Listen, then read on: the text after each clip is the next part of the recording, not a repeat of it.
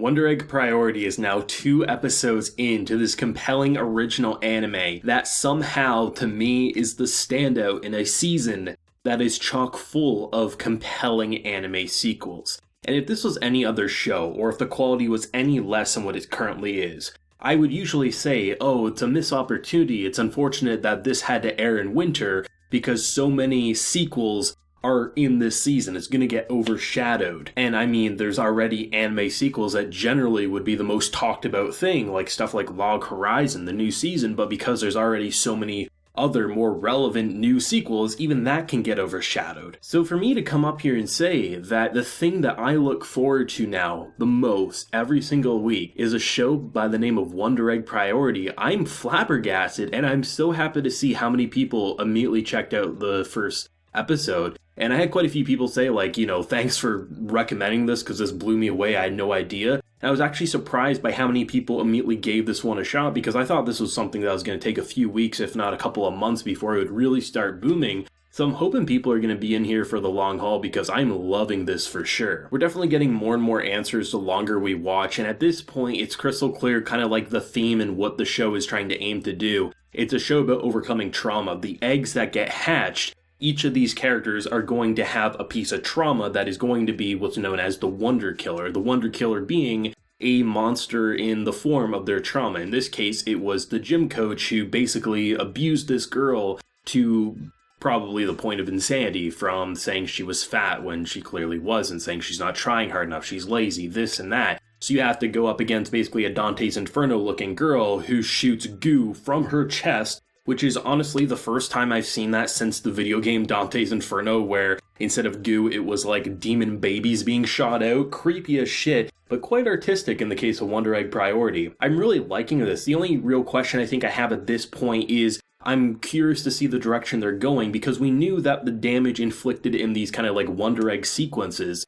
were going to have penalties that would happen in their own individual lives. We see our girl in the hospital at the end of last week, we see the other character Neru in the hospital at the end of this episode. But the question I have, are they going a Madoka Magica approach where these witches worlds, or in this case the Wonder Egg worlds, the Wonder Worlds, whatever you want to call them, is that real reality, or is it something more in a dream sequence? Because last week I was thinking it was more in a dream sequence, but based on this episode, it seems more like it happens in the real world, but it has like a Madoka Magica approach where it kind of creates its own reality within reality. So that's going to be pretty fun to see what's going to happen. Another big question I definitely will have, which I don't think we'll have an answer to until the show wraps up, is this actually happening, or is this a figment of someone's imagination unable to handle the truth? Like, I don't think they're going to go drug abuse with it, but they could easily be coma, it could be a dream, things like that. Personally, I'm hoping they stick to reality, similar to like what I'm saying, like the Madoka Magica approach, where the trauma is real, it's just being kind of manifested into like a demon of some sort.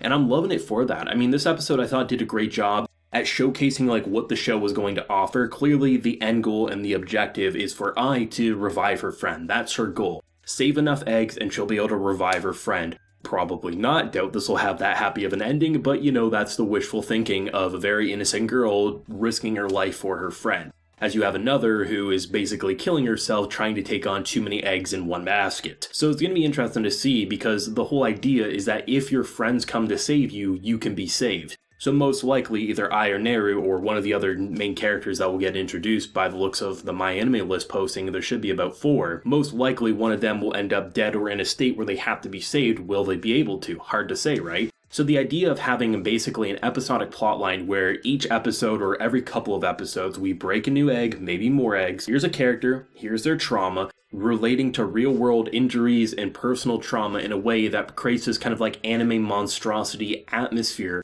but relating it to something pretty personal. Like in this episode, they deal with pretty intense bullying, to the point that Ai's friend, where she's saying, hey, record what's gonna happen and we're basically gonna catch these bastards red-handed. She was so terrified she wasn't able to take the video, blaming herself, and the friend goes from pissed off to saying, oh, you don't have to worry. By the looks of it, she was sexually assaulted to the point that I don't even want to begin to imagine what all happened. We knew she got stripped down and she was fondled. Don't know how much past that, but still, it was pretty disgusting behavior. And the idea that they're tackling bullying, something that's generally in anime in Japan, they kind of like brush it aside. They don't really focus in on it too much. In media and things like that. So to have a show that's basically all about adults, kids, teenagers, using this manipulation and hurting people, from suicide to sexual assault to all this harassment, the fact that the show is built on those themes, even though you're looking at these monstrosities in this creative way that you're thinking like, did we get sucked into a witch's world from Madoka Magica? Are we in, Silent Hill at times? Are we in Dante's Inferno? Or was this looking like Kyosa Giga with some of the fight scenes and things like that? There's so much happening, but it still feels like Wonder Egg priority. Even though I do make these comparisons, I don't do it because it feels like a ripoff. I'm doing it because there's only select shows I can even begin to kind of like comprehend what's happening here, and that's because it's such a creative direction. People know Madoka Magica because it's a pretty mainstream show at this point in time,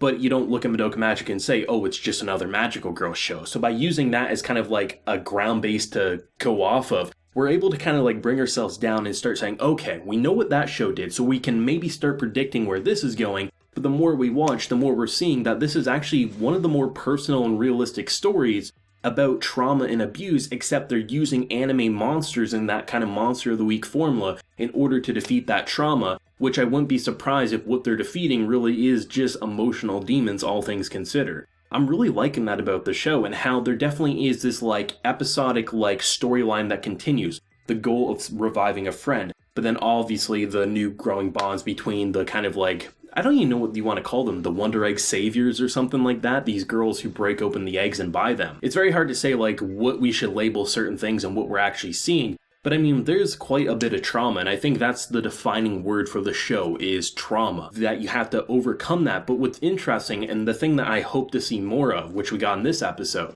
is that something in her past, our main character Ai, she locked herself in the locker, unable to film. In this episode, she was about to lock herself away behind the barrier as another girl was about to suffer, but this time she charged in and saved her. I'm hoping we get to continue to see the flashback of what happened with her friend and have more and more moments where she's able to do something she wasn't able to do in the past, and hopefully that will build up to a moment where she, at the very least, gets a goodbye with her friend. I really don't think we're going to see a revival. But then again, this is a show that's completely unpredictable. I think this is going to be one of those shows that the longer you look at comment sections and the longer you like talk with people, because there's no source material to get spoiled on, there's never going to be those people who are going to be able to pretend to be a non-manga reader or something, pretending to be anime original as they drop completely specific spoilers. Because I think this is one of those shows where you could honestly make an argument that seems picture perfect as to what's happening, but then the complete opposite could occur. So this is going to be one of those shows that I truly believe we won't have a full grasp on until the final moments, or at least the final episode. Because I'm pretty sure of what I'm thinking here, but next episode could completely knock me away, or I could read a comment completely changing my perspective. And I think this is going to be one of those shows that the longer you watch, the more you rewatch, the more you can appreciate it, which is the best type of anime if I'm being completely honest. Loving this. This is currently my most anticipated anime of the season. I love the episodes. I think they're stylistically insane. The opening is so weird, but like intense and almost angelic.